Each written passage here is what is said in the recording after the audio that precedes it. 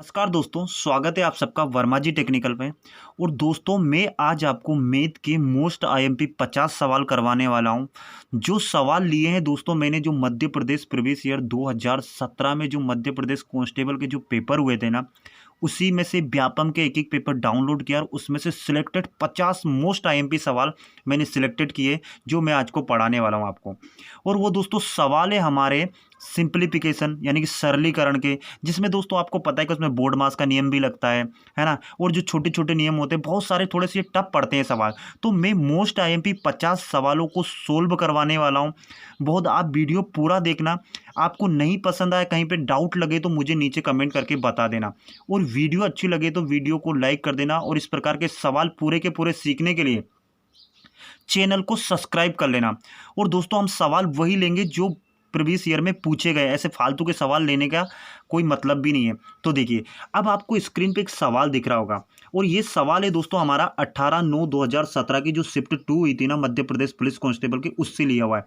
और सरलीकरण का सवाल है। जिसको नहीं आता ना, बिल्कुल बेसिक से बताऊंगा, और जिसको आता है ना वो अपना रिविजन कर सकता है। देखिए इस सवाल दिया है कि यदि, क्या दिया सवाल, कि यदि हेज भागी 3x² YZ बराबर 2XYZ हो तो हमें हेज का मान बताना है। ये हमारा सवाल है। अब करने का तरीका कुछ नहीं, बहुत आसान है। देखिए हम कैसे करते हैं इसको हल, मैं बहुत ही नियम के साथ आपको बताने वाला हूँ हल। देखिए हमको दिया कि ये हैज़ दिया तो हमने ये हैज़ उतार लिया। अब दोस्तों भागित का मतलब क्या होता है कि ये जो भागित का मतलब कि ये जो संख्या है 3x² YZ, ये इसके बटे में है, तो ये हमने इसको बटे में लिख दी। भाई भागित का मतलब तो यही होता है ना, कि भागित का मतलब कोई भी संख्या इसके बटे में, तो हमने ये बटे में लिख दी। अब ये बराबर का बराबर है, बराबर में हमारा क्या है 2XYZ, तो हमने 2XYZ हमने ये बराबर में लिख दिया। समझ में आया ना। अब क्या होता है, अब मैथ का नियम होता है दोस्तों कि देखिए अब इसके बटे में जो संख्या होती है, तो ये जैसे 3x² YZ, ये संख्या यहाँ से उठकर यहाँ गुणा में जा सकती है। ये मैथ का एक छोटा सा नियम होता है, तो मैं बता देता हूँ। देखिए यहाँ पे मैंने लिखा हैज़, तो मैंने हैज़ लिख लिया। और ये बराबर में हमारा कितना है 2XYZ, कितना है 2XYZ है। और ये जो हमारा 3x² YZ है ना, ये कहाँ आ गया, इसके गुणा में आ गया। ठीक है, 3x² YZ ये क्या आ गया, इसके गुणा में आ गया। बोलो इतना समझ में आ रहा ना। अब कुछ नहीं होता है दोस्तों, हमको मालूम है कि देखिए कोई भी संख्या होती है ना दोस्तों, अगर उसका आधार समान होना, देखिए ये देखिए x है, यहाँ पे भी x है, यहाँ पे y है, यहाँ पे y है, यहाँ पे z, यहाँ पे z। देखिए इसका मतलब आधार समान का मतलब कैसे, जैसे कि मान लीजिए आपकी दो संख्या यहाँ पे बता रहा हूँ, जैसे ये x है, नहीं सॉरी, ये चलो ये x है, ये x है और ये इंटू है और ये फिर से x है। तो ये दोनों संख्या देखिए समान समान दिख रही है ना आपको, इसमें कुछ गलत दिख रहा है क्या, कुछ अलग, बिल्कुल समान है ना। तो इनके ऊपर कुछ नहीं होता, एक एक होता है, ऐसे होता है कि नहीं होता है। तो ये दोनों संख्या की घातें हैं ना आपस में जुड़ जाती है जब उनके बीच में गुणा हो।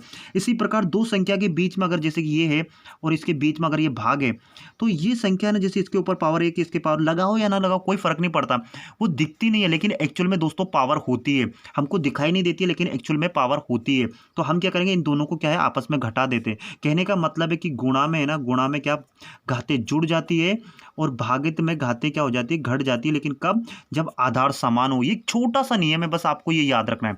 अब देखो, अब कुछ नहीं होगा, हमको हैज का मान निकालना है, तो ये हमने हैज तो हैज लिखा यहाँ पे, बराबर का बराबर में।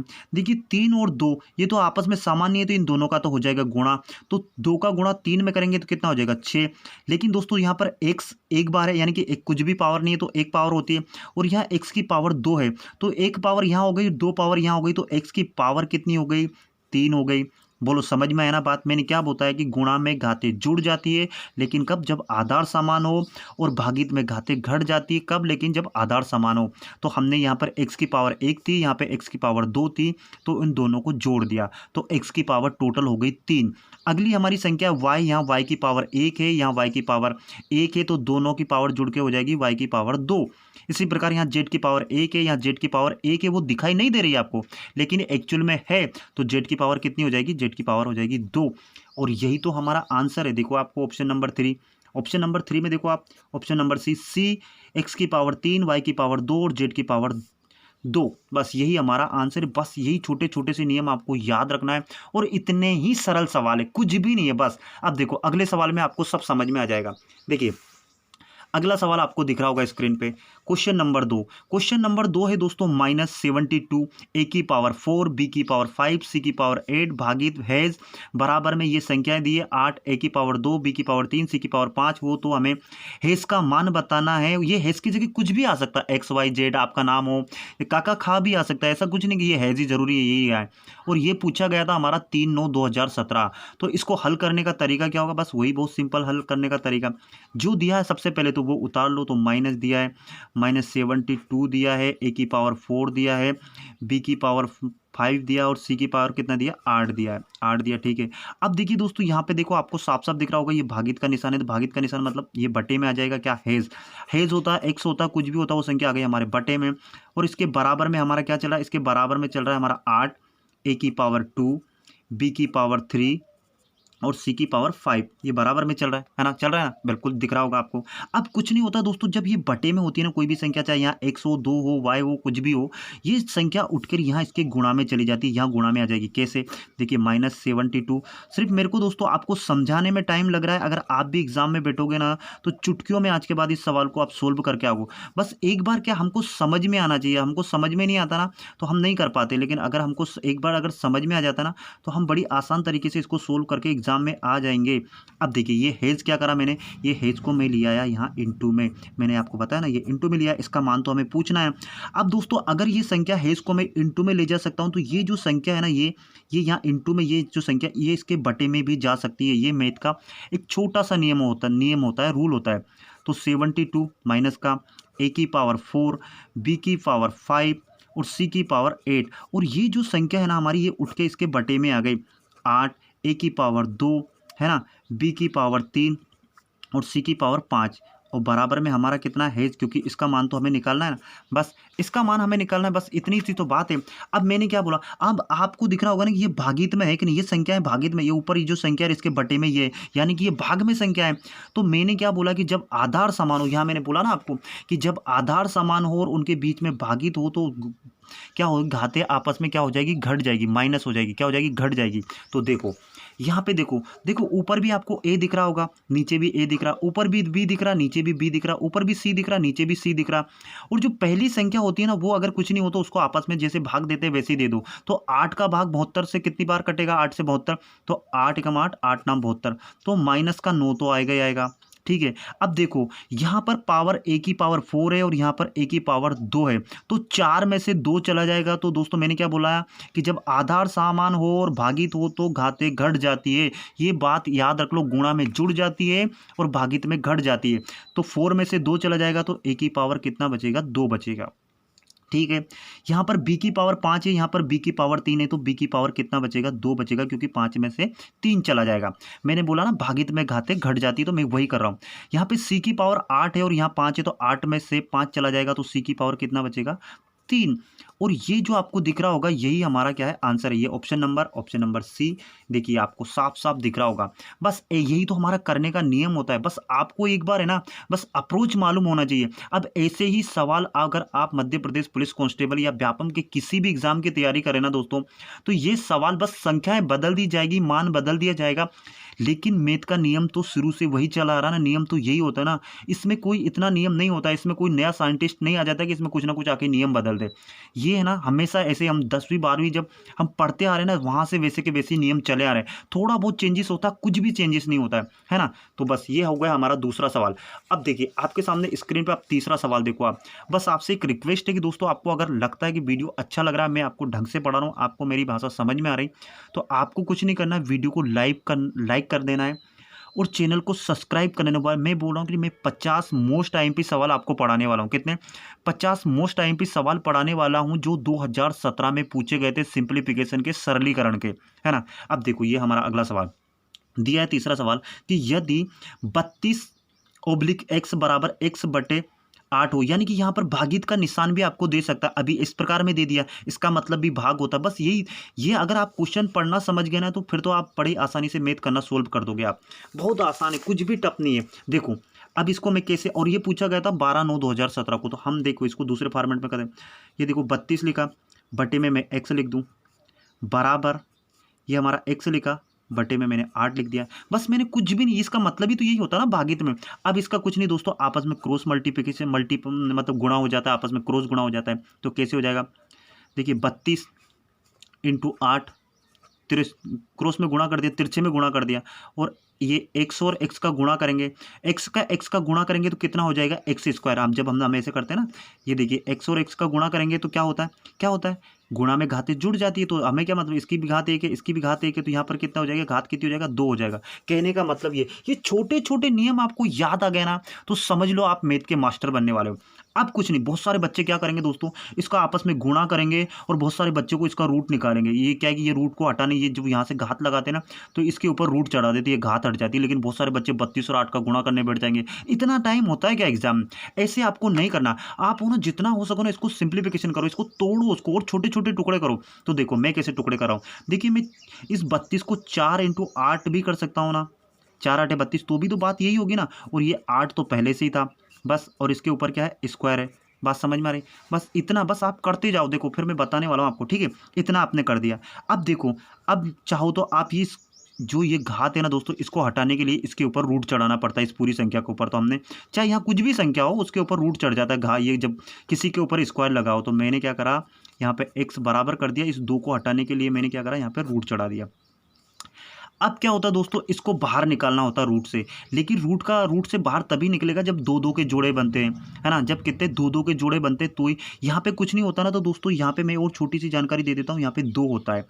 कहने का मतलब रूट क्या होता है, यहाँ पे 2 होता है, तो 2 के जोड़े। अगर दोस्तों यहीं पे 3 होता, जैसे मान लीजिए कि कहीं पे ऐसे रूट करके 3 होता, यहाँ पे जैसे ये संख्या लिखी 4 × 8 × 8 और यहाँ पे 3 होता, तो ये हम 3 के जोड़े बाहर निकालते। फिर समझ में आ रहा?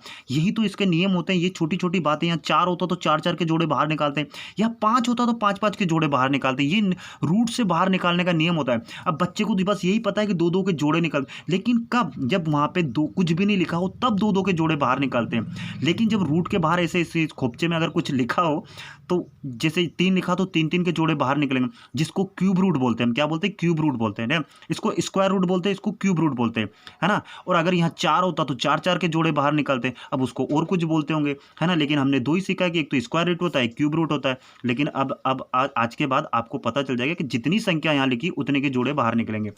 जहाँ कुछ भी नहीं लिखा वहाँ 2 के जोड़े बाहर निकलेंगे। तो अब क्या, मैं बाहर निकालने के लिए इसको मैं और सरल कर सकता हूँ। देखिए इसको और सरल करने के लिए, देखिए दोस्तों, इस 4 को भी तो मैं 2 × 2 लिख सकता हूँ ना, 2 × 2 × 8 × 8, फिर भी तो बात वो एक ही है ना। और बराबर में हमारा क्या चल रहा है, x। अब क्या हमारा बाहर क्या निकल जाएगा, एक जोड़ा ये बन गया, एक जोड़ा ये बन गया। तो अब मैं आपको सोल्व कर रहा हूँ। एक जोड़ा क्या बना हमारा, 2 बन गया, एक जोड़ा कितना बन गया, 8 का बन गया, और बराबर में हमारा कितना, x है ना, x है ना। बस अब कर दो, 8 दूनी 16 बराबर x। तो यही तो हमारा आंसर है, बस यही तो हमारा आंसर आया। कहाँ है, ऑप्शन में, ऑप्शन नंबर बी 16 हमारा आंसर। समझ में आया ना। बस इतने ही सरल सड़े सवाल आपसे पूछे जाते हैं। बस आपको तरीका याद होना तो आप आसानी से कर देंगे, आपको तरीका नहीं याद होगा तो आप नहीं कर पाएंगे। देखना ऐसे के ऐसे सवाल आपको एग्जाम में जरूर देखने को मिलेंगे। बस आपसे मैं फिर से बोल रहा हूँ कि अगर आपको मेरी मेहनत लग रही, देखिए दोस्तों ये इतनी आसानी से उपलब्ध नहीं हो जाता। मैंने एक एक चीज़ बैठ के आपके लिए लिखी है, फिर आपको सोल्व करवा रहा हूँ, टाइम लगता होगा।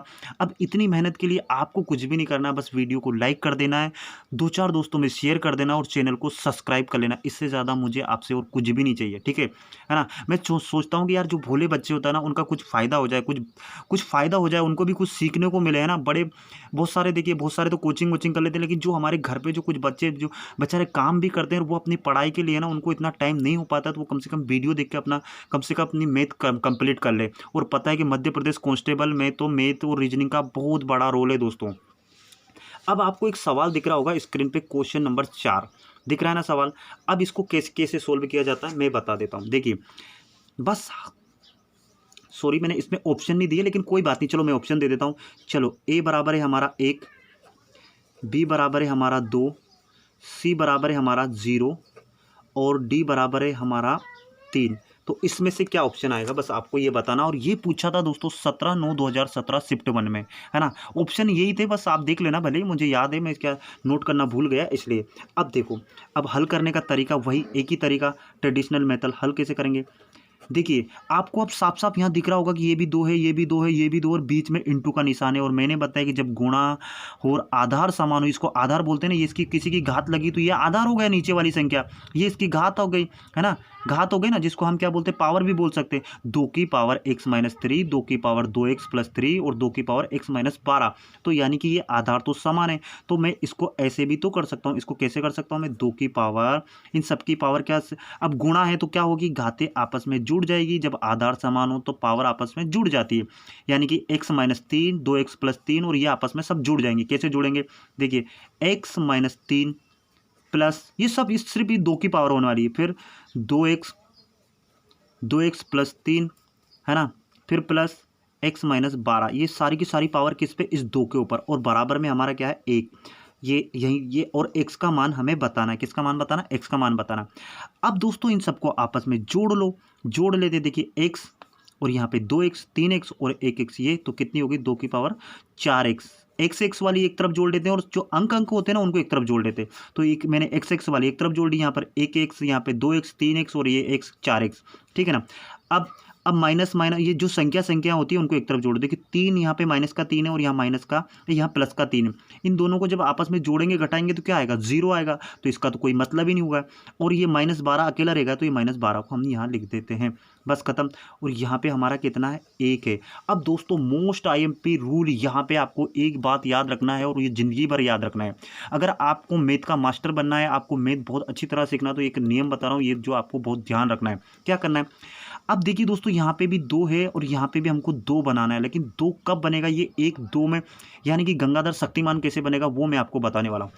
अगर आप इस 1 को अगर ऐसे लिख दो, किसी भी संख्या के ऊपर पावर 1 लग दो, तो उसका मतलब क्या होता है, 1 होता है। अब जरूरी नहीं कि मैंने 2 की पावर 0 लगाई तो उसका मतलब ही 1 होगा।